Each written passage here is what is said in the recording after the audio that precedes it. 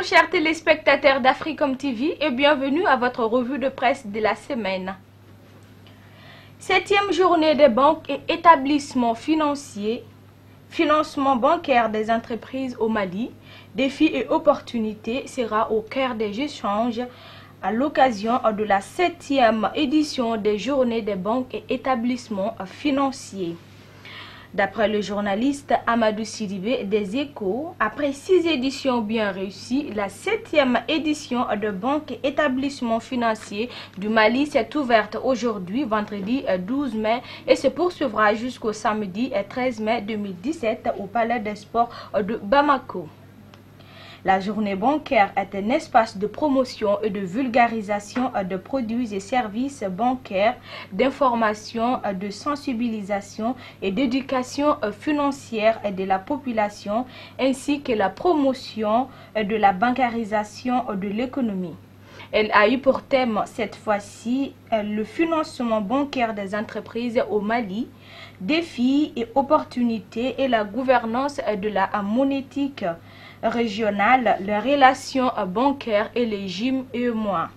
Toujours d'après le journaliste des Échos, 3 thèmes marqueront ces journées, 3 temps marqueront ces journées. Il s'agit notamment de la tenue d'un salon du banquier, de conférences, débats et une soirée gala qui mettra fin à cette 7e édition des banques et établissements financiers. Autre sujet important de la semaine, c'est cette décision du ministre de l'économie et des finances, le Dr Boubou Cissé, suite aux journées de grève observées dans 9 départements ministériels. Le ministre a instruit de couper dans les salaires des grévistes. Nous allons déclencher une grève sauvage si cette mesure est appliquée, menace un haut dirigeant du SNS-ASPF. En effet, nous dira le journaliste Mamadou Fofana de l'Indépendant, c'est une décision ministérielle qui tombe comme un cheveu dans la soupe de l'apaisement du climat social. L'une des préoccupations majeures du nouveau gouvernement avec à sa tête M. Abdoulaye Idrissa Maïga. En réaction à cette décision du ministre Boubou Cissé, un responsable du syndicat national de la santé, de l'action sociale et de la promotion de la famille SNS-ASPF a invité le ministre au respect strict de l'ensemble des engagements pris lors des négociations qui ont abouti à l'arrêt de la grève illimitée.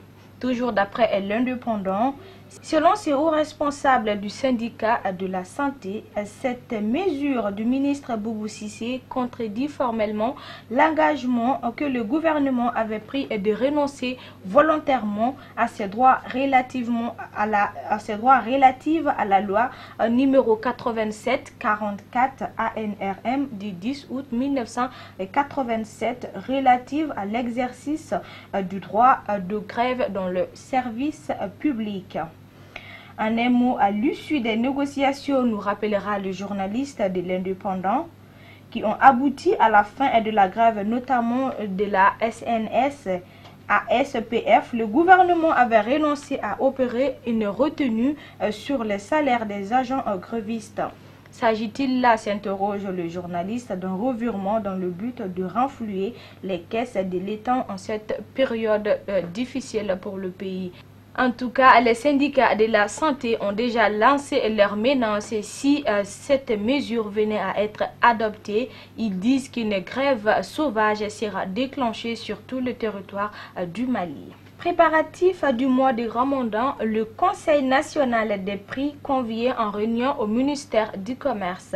Toujours d'après le journal L'Indépendant rapporté par le journaliste Youssouf Kamara, le ministre du Commerce, porte-parole du gouvernement Abdelkarim Konaté, a convié les membres du Conseil national des prix en réunion ordinaire lundi 15 prochain.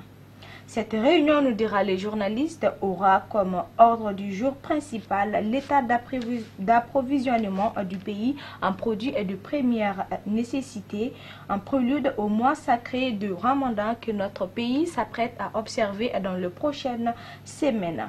Il sera aussi question notamment de voir l'évolution des prix de certains produits et de grande consommation, notamment le riz, l'huile, la farine et le lait. Autre information liée cette fois-ci à la sécurité au nord, le MOC, véritable source d'insécurité à Gao, nous dit le journaliste Massiré Diop de l'Indépendant. L'enlèvement d'un 4e véhicule destiné aux patrouilles mixtes. En effet, les faits se sont déroulés mardi en début d'après-midi à Gao. Un nouveau véhicule du mécanisme opérationnel de coordination MOC a été enlevé. L'auteur du vol, qui n'est autre qu'un membre de cet organe de l'ARCOR, est soupçonné d'appartenir aux ex-rebelles de la SEMA. À noter que c'est le 4e enlèvement d'un véhicule destiné aux patrouilles mixtes de Gao depuis leur installation et le 2e au moins dans un mois, nous dit le journaliste de l'Indépendant. D'après le secrétaire général du Gatia, Fahad Ag Al-Mahamoud, ce serait un élément de la SEMA du nom de Anazer Ag Azikulu, recruté dans cet organe de mise en œuvre de l'accord comme adjudant, qui est à l'origine de ce nouvel enlèvement de véhicules appartenant aux patrouilles mixtes de Gao. Circulation routière au Mali, ce sont 5532 cas d'accident, ont fait 541 morts en 2016.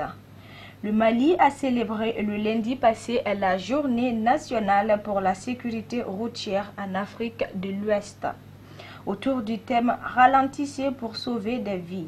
Selon les autorités, en 2016, le pays a enregistré 5532 cas d'accidents qui ont fait 541 morts, dont 220 usagers d'engins à 2 roues, ce qu'on appelle communément Jakarta.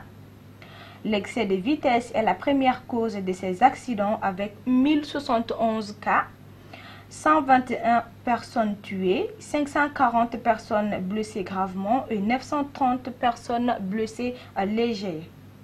En hommage à toutes ces victimes et pour sensibiliser davantage les usagers de route contre l'excès de vitesse, une marche funèbre a été organisée hier jeudi 11 mai 2017. Urgence sociale et économique, l'État est prêt pour le refinancement des systèmes financiers décentralisés, le programme de restauration et de mise à niveau des entreprises industrielles et le programme d'urgence d'accès à l'eau potable. D'après le journaliste Bertin Dakoa de l'Info Matin, 3 communications écrites au Conseil des ministres de ce mercredi 10 mai étaient au cœur de la traditionnelle conférence de presse animée par le ministre porte-parole du gouvernement Abdel Karim Konaté, à savoir celle portant sur le refinancement des systèmes financiers décentralisés, le programme de restauration et de mise à niveau des entreprises industrielles et le programme d'urgence d'accès à l'eau potable 2017 à 2020. Toujours d'après le journal L'Info Matin, pour en parler, le ministre Konaté, porte-parole du gouvernement, était accompagné des responsables départementaux concernés. Il s'agit de Koniba Sidibé, ministre de la promotion de l'investissement et du secteur privé, et de M. Mohamed Ali Ak Ibrahim, ministre du développement industriel. Toujours d'après le journal de l'Info Matin, Koniba Sidibé a mis en exergue le rôle déterminant des caisses de microfinance dans le financement des activités, notamment pour les couches les moins favorisées. D'ores et déjà, un financement de 150 milliards de francs CFA est acquis en termes d'accords de financement signés et de travaux en cours.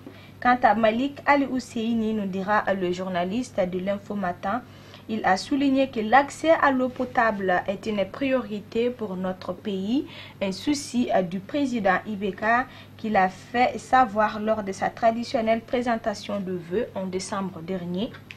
et c'est normal que l'ordre normal et c'est dans l'ordre normal des choses, dira Monsieur Al-Husseini, que l'accès à l'eau potable occupe une place de choix dans le programme d'action gouvernemental, a souligné le ministre. Toujours nous restons dans le même sujet, mais cette fois-ci évoqué par le journal du Mali Debout. Consommation de l'eau potable, les précisions de la SOMAGEP, nous dit ici le journaliste Bassidou Koné.